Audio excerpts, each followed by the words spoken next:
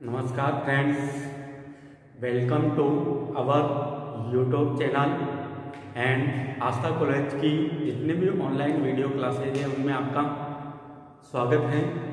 आज हम डिस्कस करेंगे जायगोट से एम्ब्रियो डेवलपमेंट। पिछले वीडियो लेक्चर्स के दौरान हमने गैमेटोफाइट जनरेशन को स्टडी किया था।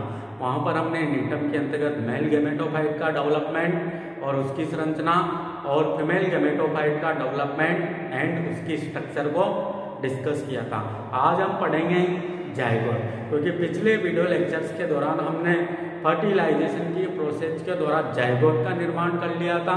तो जायगोट से अब आगे जाकर क्या होगा, एम्ब्रियो का डेवलपमेंट होगा। तो उसको आज हमें डिस्कस करना है। तो आज का हमारा जो टॉपिक होगा वो होगा जायगोट से एम्ब्रियो का विकास या डेवलपमेंट ऑफ एम्ब्रियो। तो जायगोट से जो एम्ब्रियो का जो विकास होता है वह अलग अलग प्लांट्स की नीटम की जो अलग अलग स्पीसीज है उसके अंतर्गत अलग अलग प्रकार से होता है। और इसका जो अध्ययन किया था वह विभिन्न वैज्ञानिकों के द्वारा किया गया था, जिसके कारण विभिन्न वैज्ञानिकों द्वारा इसे अलग अलग प्रकार से एक्सप्लेन किया गया है।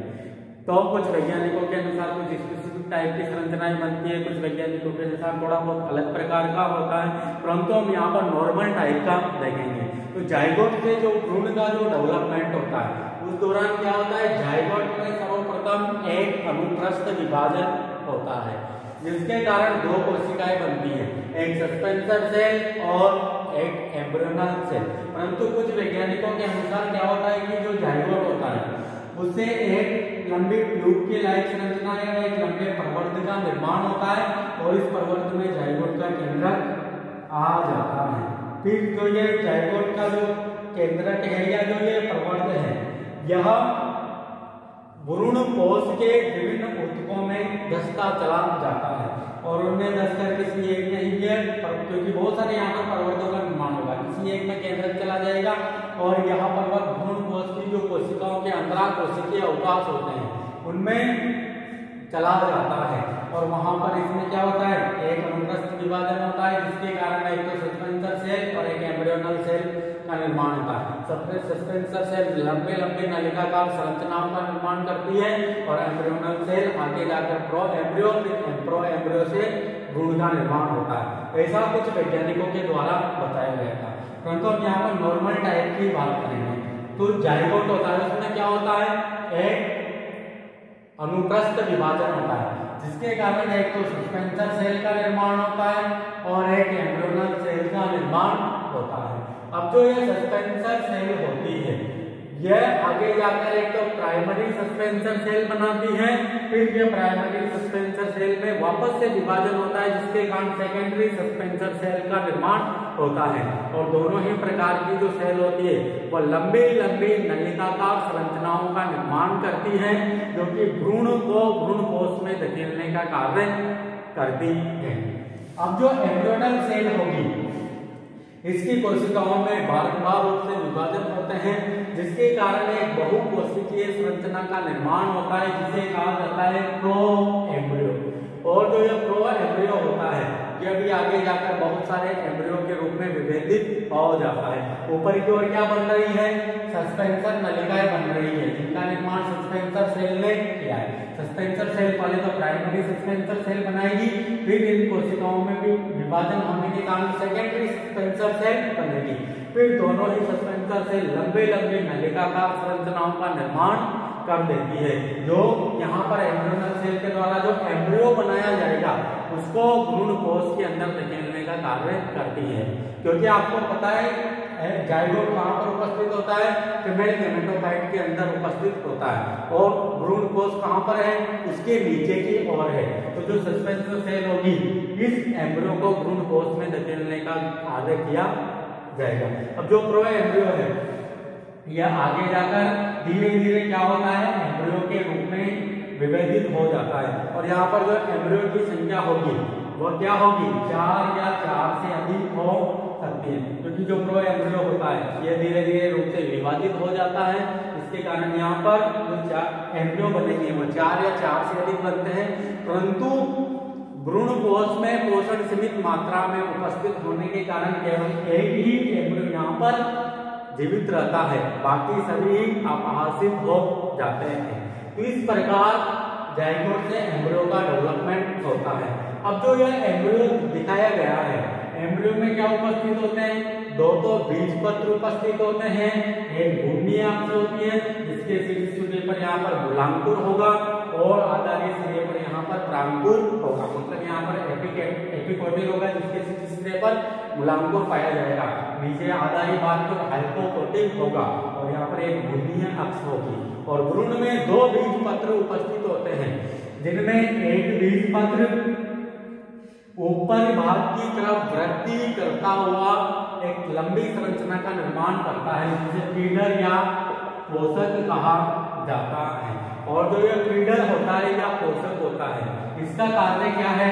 इसका कार्य है भ्रूण जो बीजांडकायी ऊतक है उनमें धंसकर यह पोषण लेने का कार्य करता है। इस प्रकार की भ्रूणीय संरचना हमें नीटम के बीज के अंदर देखने को मिलती है। ये तो हमने क्या है, बीज को थोड़ा उल्टा, मतलब भ्रूण को थोड़ा उल्टा बनाया है। अगर इसको सीधा बनाएंगे तो इसको इधर से इधर कर देंगे। इस प्रकार का डेवलपमेंट हमें यहाँ पर देखने को मिलता है। दोबारा से देखना, जाइगोट उसमें एक अनुप्रस्थ विभाजन होता है, suspensor cell, embryonal cell. Suspensor cell finally जाकर क्या बनाएगी? सस्पेंसर नलिकाओं का निर्माण करेगी, जो कि प्राइमरी और सेकेंडरी दोनों ही टाइप की होगी। एम्ब्रियोनल सेल फाइनली किसका निर्माण करेगी? इस भ्रूण का निर्माण करेगी। तो सर्वप्रथम क्या होता है? सस्पेंसर सेल विभाजित होकर प्राइमरी सस्पेंसर सेल का निर्माण करती है और साथ ही सेकेंडरी सस्पेंसर सेल भी बनाएगी। और जो प्राइमरी और सेकेंडरी जो सस्पेंसर सेल होगी, ये लंबी लंबी नलिकाकार संरचनाओं के रूप में व्यवस्थित हो जाएगी और भ्रूण को भ्रूण कोश में धकेलने का कार्य करेगी। उसी प्रकार इसी समय क्या होगा? एम्ब्रियोनल सेल बहुकोशिकीय रूप से, मतलब एम्ब्रियोनल सेल विभाजित होगी और बहुकोशिकीय प्रो एम्ब्रियो जैसी संरचना बनाएगी। फिर इस प्रो एम्ब्रियो में क्या होता है? विभेदन की प्रक्रिया होती है, इसमें भी विदलन की प्रक्रिया होती है, जिसके कारण धीरे धीरे 4 या 4 से अधिक एम्ब्रियो का विभेदन होता है, परंतु उनमें से केवल एक ही विकसित होकर या एक ही एम्ब्रियो के रूप में विकसित होता है। और उस एम्ब्रियो में दो बीज पत्र होंगे, एक मूलांकुर होगा, प्रांकुर होगा, घूर्णी अक्ष होगी और दो बीज पत्र होंगे। इनमें से एक बीज पत्र लंबा होकर फीडर लाइक संरचना या पोषक का निर्माण करता है, जिसका कार्य क्या है? बीजांडकायी ऊतकों में धंसकर पोषण अवशोषित करने का है। अब इसके बाद एक तो नीटम के अंदर जो भ्रूण बन रहा है, भ्रूण हमने देखा अभी 4 से अधिक भ्रूण यहाँ पर देखने को मिल रहे हैं। उसी प्रकार नीटम के प्लांट के अंदर बहुत सारे फीमेल गैमेटोफाइट हैं, तो फीमेल गैमेटोफाइट की वजह से जाइगोट भी ज्यादा मात्रा में बनेंगे, तो वहां पर भी भ्रूण देखने को मिल रहे हैं। तो अगर किसी भी पादप के अंदर या किसी भी पादप के बीज के अंदर अगर 2 से ज्यादा भ्रूण हमें देखने को मिल रहे हैं, उसे क्या कहा जाता है? बहुभ्रूणता कहा जाता है। और नीटम के पादप में 2 प्रकार की बहुभ्रूणता देखने को मिलती है। वह कौन कौन सी? एक तो सामान्य बहुभ्रूणता और दूसरी है विदलन बहुभ्रूणता। अब जो सामान्य बहुभ्रूणता होती है, इसके अंतर्गत क्या होता है या इसका निर्माण किस प्रकार होता है? सामान्य बहुभ्रूणता का तो आपको पता है, नीटम का जो बीजांड होता है उसके अंदर 2 या 3 फीमेल गैमेटोफाइट पाए जाते हैं और 2 या 3 फीमेल गैमेटोफाइट पाए जाते हैं। और उन फीमेल गैमेटोफाइट के अंदर आपको पता है लगभग 1 से 2 एग सेल उपस्थित हो सकती है। अगर सारे ही फीमेल गैमेटोफाइट की सारी ही एग सेल अगर फर्टिलाइज हो जाए तो वहां पर बहुत सारे जाइगोट बनेंगे और उन जाइगोटों ने अगर भ्रूण का निर्माण कर दिया, इस प्रकार की बहुभ्रूणता को क्या कहेंगे? हम सामान्य बहुभ्रूणता कहेंगे। उसी प्रकार की दूसरी प्रकार की जो बहुभ्रूणता देखने को मिलती है, वह किस रूप में हमें देखने को मिलती है? तो आपको पता है अभी अभी हमने जाइगोट से इसका निर्माण किया, भ्रूण का निर्माण किया। तो इस जाइगोट के विदलन के फलस्वरूप हमें 4 या 4 से अधिक गुण देखने को मिलते हैं। इस प्रकार की जो बहुपूर्णता होती है उसे क्या कहा जाता है? क्लीवेज पॉलीएम्ब्रियोनी या विदलन बहुपूर्णता। क्योंकि यहाँ पर एक जाइगोट से लगभग 4 या 4 से अधिक भ्रूणों का निर्माण हो रहा है। हालांकि वह यहाँ पर जीवित नहीं है, परंतु विभेदन तो उनका यहाँ पर भी हो चुका है। क्योंकि यहाँ पर यह जो प्रो एम्ब्रियो बना है ये 4 एम्ब्रियो के रूप में विभेदित हो जाता है, 4 या 4 से अधिक के रूप में विभेदित हो जाता है। तो एक ही जाइगोट से अगर 4 या 4 से अधिक एम्ब्रियो देखने को मिल रहे हैं हमें, इस प्रकार की जो बहुपूर्णता होती है उसे विदलन बहुपूर्णता कहा जाता है। इस प्रकार हमने जाइगोट से एम्ब्रियो का निर्माण और एम्ब्रियो के टाइप को, एम्ब्रियो में मतलब जो बहुपूर्णता थी 2 प्रकार के, एक तो सामान्य बहुपूर्णता, एक विदलन बहुपूर्णता, इनको समझा। अब इसके बाद हम बीज की संरचना या स्ट्रक्चर ऑफ सीड को डिस्कस करेंगे। इसके बाद हम देखते हैं बीज की संरचना। तो जो बीज की जो संरचना होती है, अगर सीड का हम एलएस काटे या लंबवत काटे किस प्रकार की हमें दिखाई देती है। अब इसमें जो कौन कौन सी परतें पाई जाती है, कौन कौन से भाग पाए जाते हैं उनकी हम बात करेंगे। तो अगर बीज की संरचना की अगर स्टडी करना चाहे तो सर्वप्रथम इसमें पाया जाता है बीज, चौल या सीड कोट। अब जो बीज, चौल या सीड कोट होता है यह 3 आवरणों से मिलकर बना हुआ होता है। मतलब बीज के चारों ओर 3 आवरण पाए जाते हैं जिन्हें संयुक्त रूप से एनवलप या आच्छाद कहा जाता है। अब जो ये एनवलप होते हैं यह भी 3 होते हैं, एक तो आउटर एनवलप, एक मिडिल एनवलप और एक इनर एनवलप। मतलब बाह्य आच्छाद, मध्य आच्छाद और आंतरिक आच्छाद। तो पहले हम बात करते हैं आउटर एनवलप की या बाह्य आच्छाद की। तो जो बाह्य आच्छाद होता है यह काफी मांसल प्रकृति का होता है और लाल हरे रंग का होता है। तो जो बाह्य आच्छाद होगा या आउटर एनवलप होगा वो कैसा होगा? मांसल प्रकृति का होगा और इसका जो कलर होगा वह किस प्रकार का होगा? लाल या हरे रंग का होगा। और साथ ही जो आउटर एनवलप होता है इसमें अनियमित रूप से रंध्र उपस्थित होते हैं। क्या उपस्थित होंगे? अनियमित रूप से रंध्र उपस्थित होंगे। तो यह बात की हमने आउटर एनवलप की या सीड कोट का जो सबसे बाह्यतम आवरण है या बाह्यतम आच्छाद है वह है आउटर एनवलप। मांसल प्रकृति का है, लाल हरे रंग का है और इसमें जो रंध्र होते हैं वह अनियमित रूप से व्यवस्थित होते हैं। इसके बाद हम बात करते हैं मध्य आवरण की। जो यह वाला जो पोर्शन दिख रहा है आपको, ये कौन सा आवरण है? मध्य आवरण या मिडिल आच्छाद या मिडिल एनवलप है। अब जो ये मध्य आवरण होता है ये वैसे तो कठोर कोशिकाओं से मिलकर बना हुआ होता है, परंतु देखा जाए इसमें भी 3 परतें उपस्थित होती हैं। यह भी स्वयं कितनी परतों से मिलकर बना हुआ होता है? तो मिडिल एनवलप भी 3 परतों से मिलकर बना हुआ होता है। एक तो खंभ ऊतकों से मिलकर बनी हुई परत। कौन से ऊतकों से? खंभ ऊतकों से मिलकर बनी हुई परत। एक होती है इसमें दृढ़ोतक स्क्लेरेन्काइमा कोशिकाओं से, दृढ़ोतक स्क्लेरेन्काइमा या मोटी भित्ति युक्त कोशिकाओं से मिलकर बनी हुई परत। और एक होती है पेरेन्काइमा कोशिकाओं से या पतली भित्ति युक्त कोशिकाओं से मिलकर बनी हुई परत। तो जो मिडिल एनवलप होता है इसमें भी 3 परतें पाई जाती हैं। एक तो खंभ ऊतकों की कोशिकाओं से मिलकर बनी हुई परत, एक दृढ़ोतक स्क्लेरेन्काइमा कोशिकाओं से मिलकर बनी हुई परत, एक पेरेन्काइमा कोशिकाओं से मिलकर बनी हुई परत। तो ये तीनों ही परतें इसमें देखने को मिलेगी। अब इसके बाद बात करते हैं हम इनर एनवलप की या सबसे आंतरिक जो सीड कोट का जो स्तर होता है वह है इनर एनवलप या आंतरिक आच्छाद। तो जो आंतरिक आच्छाद होता है यह भी पेरेन्काइमा कोशिकाओं से मिलकर बना हुआ होता है और यह कहां पर पाया जाता है?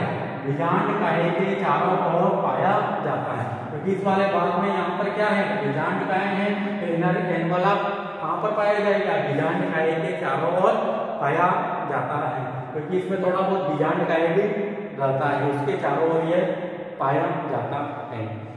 अब यहाँ पर एक स्पेशल पॉइंट ये देखना कि जो बीज का जो आवरण है या जो बीज चोल है उसमें एक तो रंग उपस्थित है और साथ ही खंभ ऊतक उपस्थित है। और खंभ ऊतक में कुछ न कुछ प्रकाश संश्लेषी संरचनाएं पाई जाती है, मतलब हरित लवक पाए जाते हैं। इसी कारण जो ये बीजांड होता है या जो ये बीज होता है ये कैसा होता है, प्रकाश संश्लेषी होता है।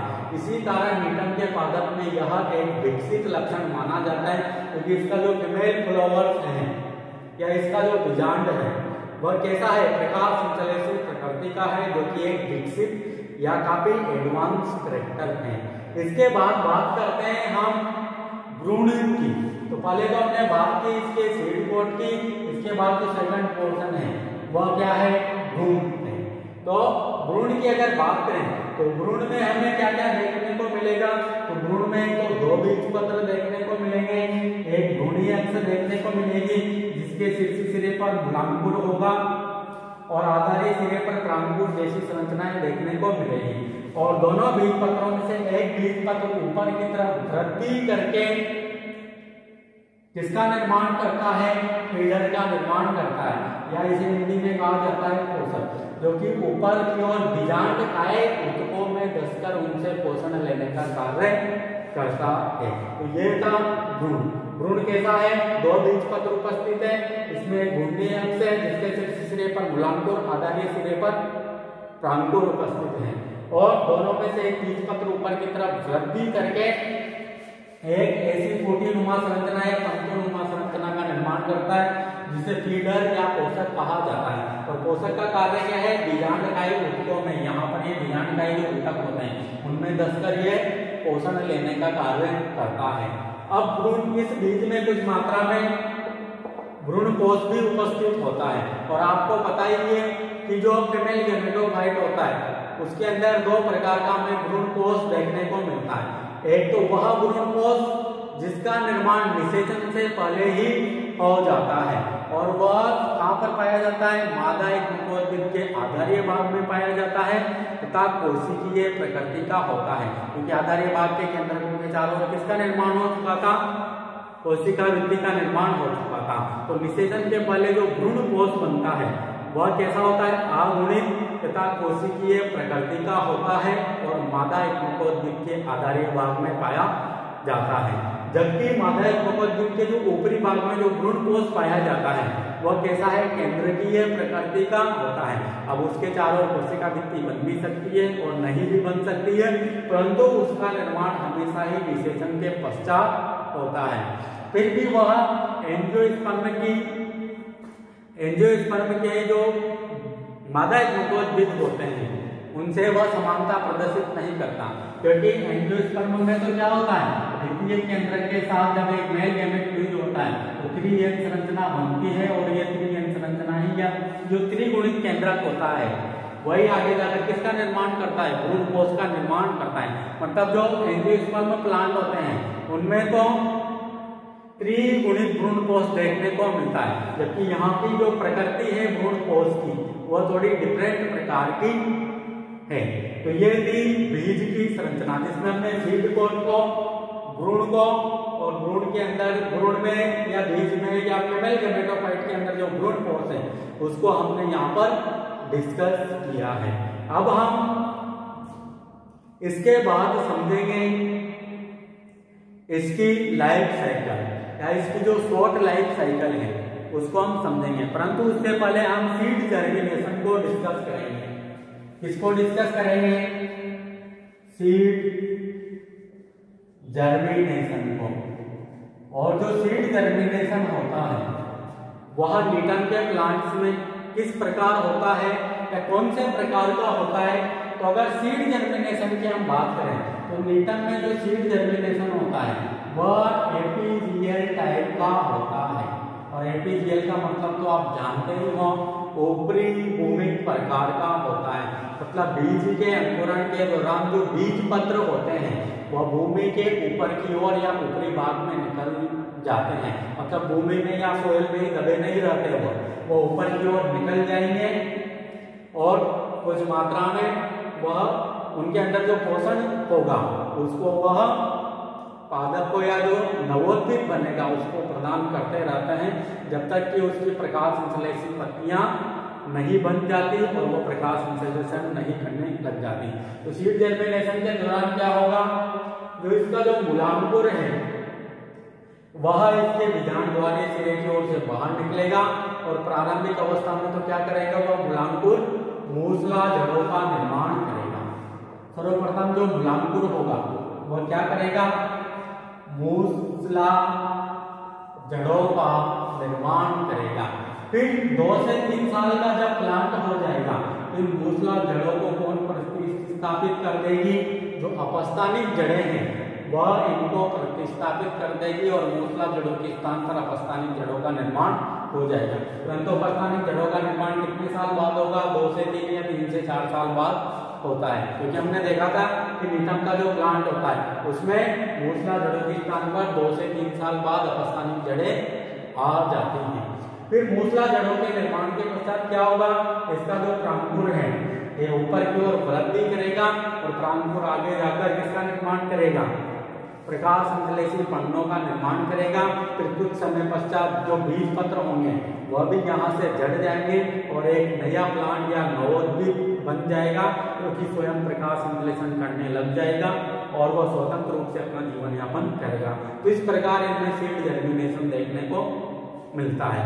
अब इसके बाद हम डिस्कस करेंगे नीटम के प्लांट की लाइफ साइकिल। तो लाइफ साइकिल का पहले हम डायग्राम बनाते हैं जो शॉर्ट लाइफ साइकिल है और उसका एक लाइनर डायग्राम बनाते हैं, फिर उसको समझेंगे कि कौन कौन सी स्टेज इसमें आती है। अगर नीटम के प्लांट की लाइफ साइकिल के बारे में बात करें तो नीटम का जो प्लांट्स होता है हमने पढ़ा था स्पोरोफाइटिक नेचर का होता है तथा डायोसियस प्रकृति का होता है, मतलब एक लिंगाशय होता है। एक लिंगाशय का मतलब मेल प्लांट अलग होगा और फीमेल प्लांट अलग होगा। मेल प्लांट के ऊपर जनन संरचनाएं बनेगी, वैसे ही फीमेल प्लांट के ऊपर बाधा जनन संरचनाएं बनेगी। तो पहले हम मेल प्लांट को देखते हैं कि किस प्रकार उनमें संरचनाओं का या किस क्रम में संरचनाओं का निर्माण होता है। तो मेल प्लांट के ऊपर सर्वप्रथम क्या होता है, मेल स्ट्रोबिलस या मेल कॉन का निर्माण होता है और उस मेल स्ट्रोबिलस के अंदर क्या पाए जाते हैं, मेल फ्लावर्स या लघु बीजाणुधानी दल पाए जाते हैं जिन्हें हम पुंकेसर भी कहते हैं। तो इस प्रकार की संरचनाओं को हम मेल फ्लावर्स कहते हैं। फिर मेल फ्लावर्स के अंदर क्या थी, माइक्रोस्पोरेंजिया या लघु बीजाणुधानी उपस्थित थी या एक कोष्ठकीय परागकोश उपस्थित थे। दो की संख्या में थे। हमने देखा था वहां पर जब इनकी संरचना को, इनके डेवलपमेंट को डिस्कस किया था। फिर माइक्रोस्पोरेंजिया के अंदर क्या होती है, माइक्रोस्पोर मदर सेल उपस्थित होती है। अब इस माइक्रोस्पोर मदर सेल में क्या होता है, अर्धसूत्री विभाजन होता है जिसके कारण क्या बनते हैं, माइक्रोस्पोर या लघु बीजाणु बनते हैं। पहले तो माइक्रोस्पोर टेट्राड्स बनेंगे, फिर टेट्राड्स की जब भित्तियां खुलेगी तो माइक्रोस्पोर का निर्माण हो जाएगा। फिर माइक्रोस्पोर जब पोलन चैम्बर में जाएंगे या माइक्रोस्पोर में जब धीरे धीरे किसका डेवलपमेंट होता है, मेल गेमेटोफाइट का डेवलपमेंट होता है। तो अधिकांश डेवलपमेंट तो जब ये माइक्रोस्पोरेंजिया के अंदर ही होते हैं तभी ही हो जाता है। इसे हमने प्री पॉलिनेशन डेवलपमेंट कहा था। फिर आगे का जो शेष जो डेवलपमेंट था वह बीजांड के कोलन चैम्बर में होता है। जब ये बीजांड के कोलन चैम्बर में चले जाते हैं तो बाकी का डेवलपमेंट वहां पर संपन्न होता है और वहां पर ही एक कंप्लीट मेल गेमेटोफाइट बनता है। इस मेल गेमेटोफाइट के अंदर क्या बन जाएंगे, और मेल गेमेटोफाइट की जो कोलन ट्यूब होगी उसमें क्या आ जाएंगे, मेल गेमेट आ जाएंगे। ऐसे ही जो फीमेल प्लांट होगा उसमें क्या पाया जाएगा, फीमेल स्ट्रोबिलस पाया जाएगा या रिप्रोडक्टिव सीजन के दौरान किसका निर्माण हो जाएगा, फीमेल स्ट्रोबिलस का निर्माण हो जाएगा। फिर फीमेल स्ट्रोबिलस के अंदर क्या होंगे, फीमेल फ्लावर्स या बीजांड उपस्थित होंगे और बीजांड को क्या कहा जाता है? अध्यावरण युक्त ध्रुव बीजाणुधानी कहा जाता है। और ध्रुव बीजाणुधानी के अंदर क्या होगी? ध्रुव बीजाणु मात्र कोशिका है या मेगास्पोर मदर सेल होगी। उस मेगास्पोर मदर सेल में क्या होगा? अर्धसूत्री विभाजन होगा, जिसके कारण क्या बनेगा?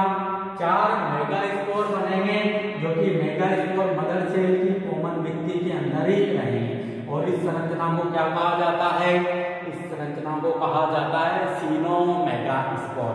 और सीनोमेगास्पोर में जो चारों ही केंद्रक हैं वह यहाँ पर फीमेल गेमेटोफाइट बनाने में भाग लेंगे। इस प्रकार का डेवलपमेंट टेट्रास्पोरिक प्रकार का या चतुष्क बीजाणु विकास कहा जाता है। तो ये चारों ही यहाँ पर पार्टिसिपेट होकर क्या बना देंगे? फीमेल गेमेटोफाइट बना देंगे, जिसके शीर्ष भाग पर एक सेल का निर्माण हो जाएगा। ऐसे अनेक बहुत सारे फीमेल गेमेटोफाइट बनेंगे, लगभग एक जो बीजांड होगा उसके अंदर 2 से 3 बन सकते हैं। इस प्रकार यहाँ पर एक सेल का निर्माण हो गया और यहाँ पर मेल गैमेट्स का निर्माण हो गया। अब इन दोनों को ही हम मिला देते हैं और मिलाने की जो प्रक्रिया है वो क्या है? फर्टिलाइजेशन या निषेचन है।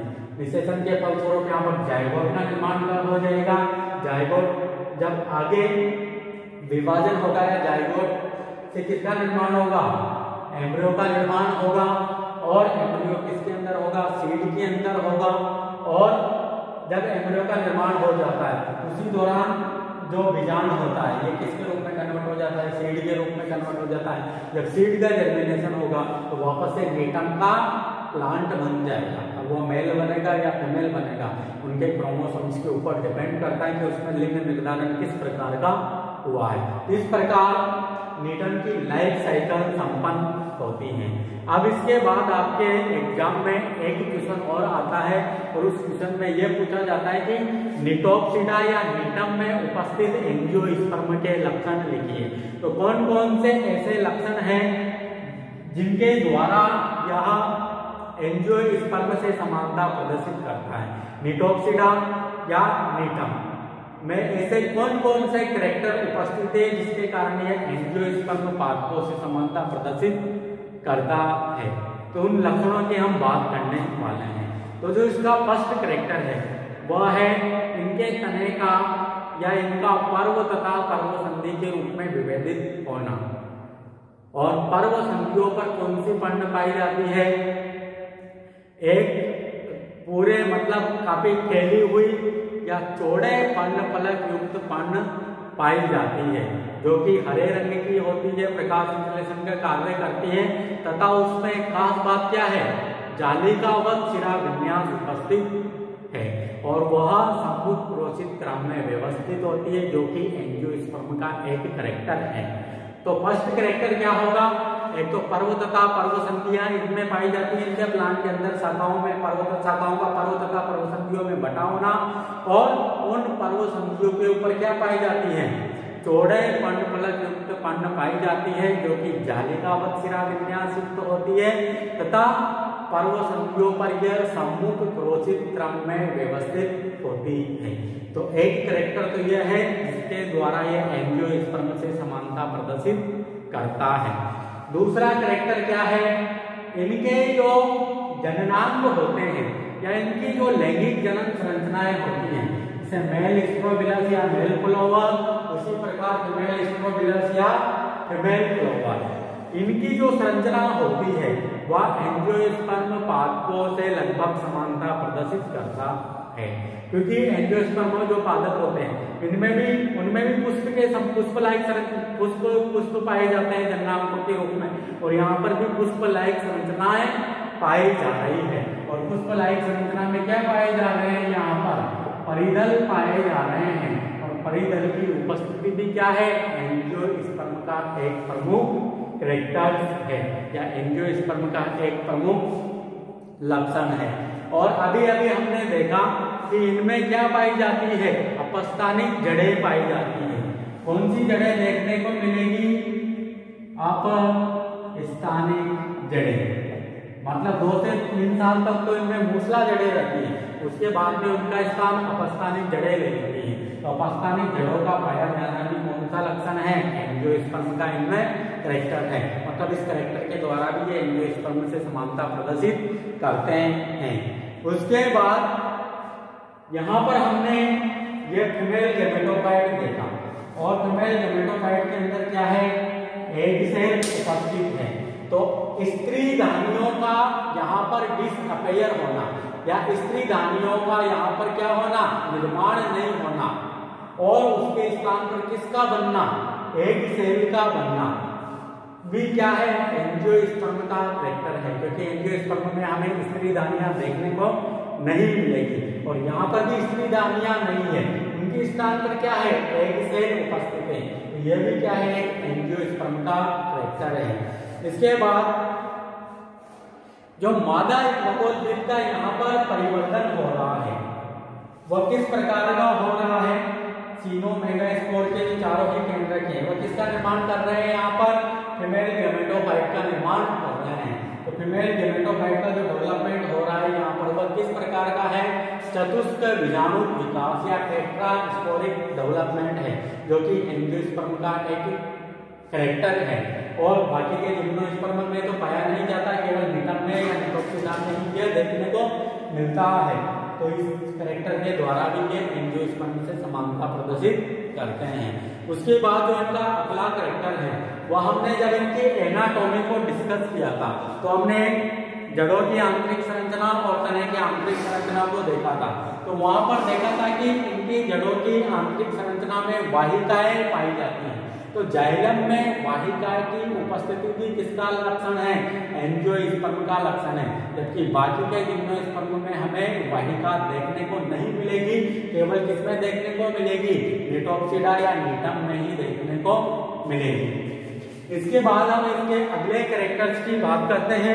तो जो अगला कैरेक्टर्स है वह है, इनमें क्या पाई जाती है, सामान्य बहुगुणता पाई जाती है और सामान्य बहुगुणता भी किसका लक्षण है, एंजियोस्पर्म का लक्षण है, क्योंकि सामान्य बहुगुणता किसके द्वारा उत्पन्न की जा रही है, बहुत सारे यहाँ पर फीमेल गैमेटोफाइट बन रहे हैं एक ही बीजांड के अंदर। तो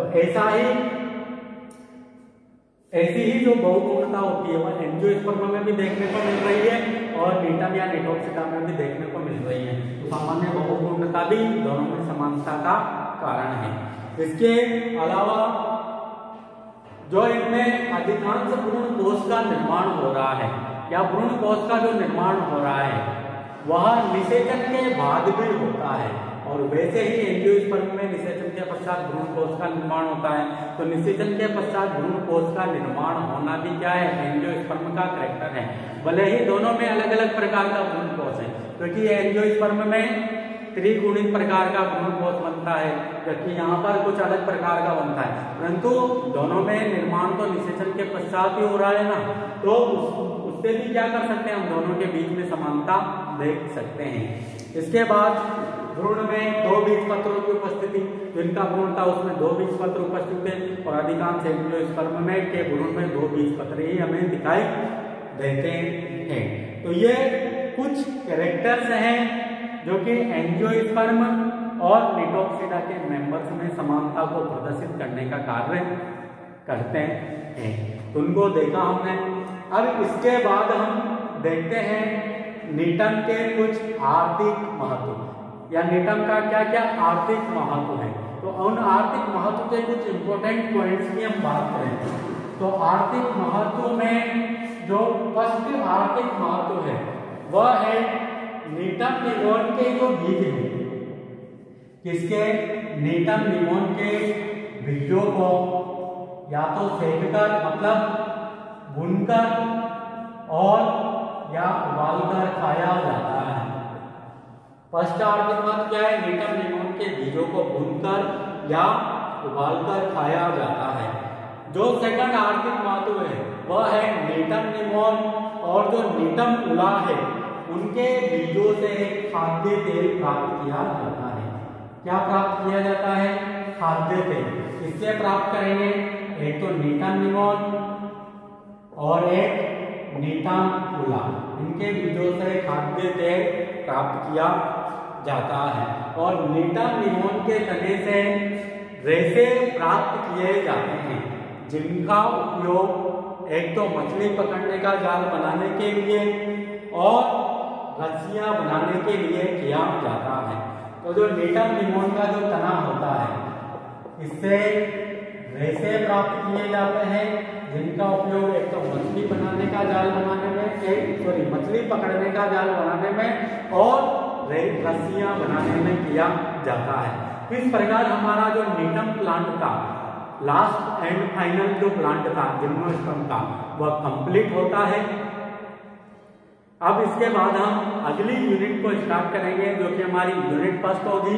उसमें हम जिम्नोस्पर्म के कुछ सामान्य कैरेक्टर्स की जिम्नोस्पर्म की एंजियोस्पर्म से तुलना करेंगे और कुछ हमारे जो बीज की उत्पत्ति हुई है, बीज की उत्पत्ति के लिए कौन से लक्षण जिम्मेदार हैं उनको हम डिस्कस करेंगे। तो अगले वीडियो लेक्चर के दौरान हम अगली यूनिट को स्टार्ट करने वाले हैं, तो उसके लिए आप तैयार हो जाइए और इन 6 ही मेंबर को आप कंप्लीटली कंपैरेटिव करते हुए मतलब इनमें तुलनात्मक अध्ययन करते हुए इनकी स्टडी कर लीजिए, क्योंकि इनकी स्टडी ही हमारी अगली यूनिट में काम आने वाली है।